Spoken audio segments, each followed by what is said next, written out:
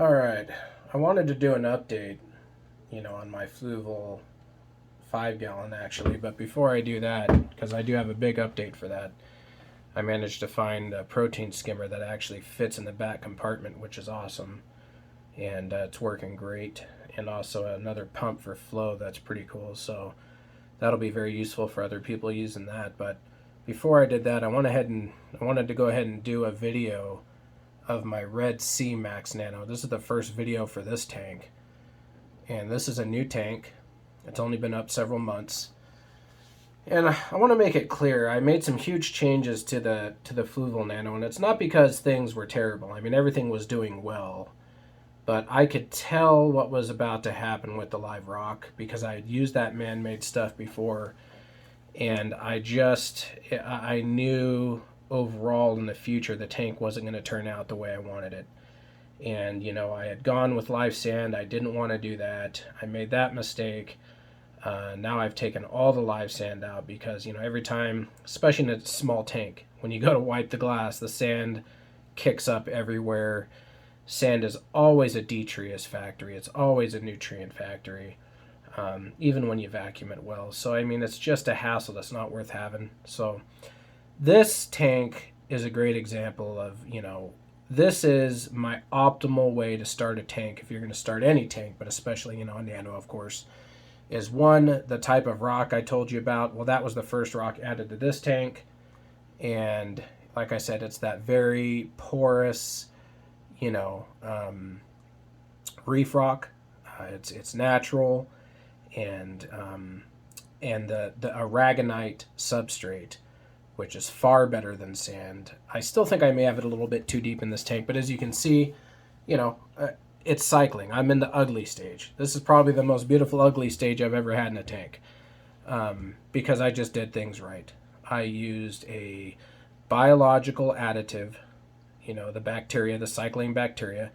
I neglect the name to mention names of the products anymore because now when I do that, they put ads on my videos. I don't get paid a dime, but they start putting ads on my videos. So if you want to know the names of anything I use, you can always ask me and I'll private message you. But yeah, I mean, it's just, this tank is incredible. First off, it's an all-in-one tank. If you don't already know and you're thinking about getting one, it comes with a protein skimmer. It comes with the auto top off. It comes with sponges. The only thing it didn't come with is that, extra pump, the Jabo pump I put there on the right with the anemone guard. But it's an incredible tank, and most of the complaints that I hear people when they complain about the automatic top off or the sponges, most of them, they just don't know what they're doing. It all works great. It all works perfect. The sponges have to be installed a specific way. It's not hard, but they have slits and cutouts in them, and if you don't insert them the way they are intended to be inserted, they don't work. And yeah, it makes noise, it causes issues. But if you install them the way they were built, which is easy because of those slits and cutouts, they work flawlessly, and I love them. And it takes a long time for them to get, build up in this tank. The filter socks. People don't use the filter socks. Let me tell you, the Red Sea filter socks in specific are unique in that they're almost like plastic. They're not real fibrous, and so they are very easy to clean. I can literally take them to my sink, rinse them out almost flawlessly clean to my sink, get almost every bit of particle out of there because it's just the material they're made of. So I highly recommend using everything that comes with this tank because the maintenance has been easy for me. I'm several months in. As you can see in that top corner there, that's a beautiful red with white tip SPS. That bright green SPS up top, I got that purple branching SPS on the left.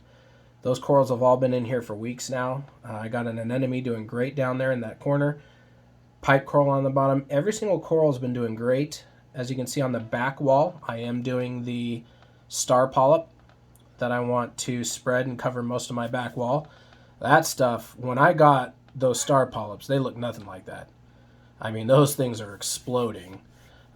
Star polyps generally do well, but sometimes you get unlucky and you get a strip that doesn't work well where, you have it placed. But fortunately, these are loving where they're at. But yeah, I've done multiple tanks. I've never had a tank cycle this fast, not using live rock, and do this well so soon. And I do. It's a combination of starting a tank off right. I advise you start with the right kind of rock. The rock you see here, it should look like this. No substrate or aragonite, large particle substrate. Vacuum that regularly, so that you get the detritus and trapped up, particles out of there. But it comes out much easier out of the large stuff than it does the sand. And a biological starter, I didn't have biological starters 20 years ago when I started doing saltwater, and I love it. It worked great. I've had wonderful results with it with both my tanks. But yeah, unfortunately with my fluval tank, I started out with man-made rock, not very porous, because that's all I had available to me. Once again, this stuff in this tank you see was shipped. And I just, I took what was available. It was a mistake. And even though the tank was doing well, I foresaw issues in the future. I just wanted to change now and make it the way I want it now before it's really established. But this tank I'm loving. We'll take a look down here. That pipe coral, I love that pipe coral. That had about 5 stalks on it. Has about 20 now. The anemone is doing great. That's brand new, actually. This coral here, I don't think it's a candy cane. It looks like candy cane. I think it's something else. But in any case, that had like 4 or 5 heads on it. Now it's got like 7. There's more tucked around the corner back there. You can see that one there is splitting. There's that really nice purple SPS. Really good looking coral. It's a little unhappy because I just stirred some things up in there, so it's curled up a little bit, but that's been doing great. The star polyps in the back doing awesome. And with the blue light, you can't really see that one SPS, but that's one of my favorites. Beautiful SPS there. I've got some pulsing xenia back there. So yeah, this tank, really happy.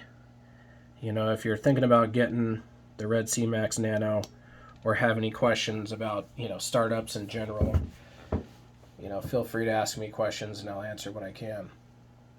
But yeah, I love this Max Nano, all in one, great tank, and yeah,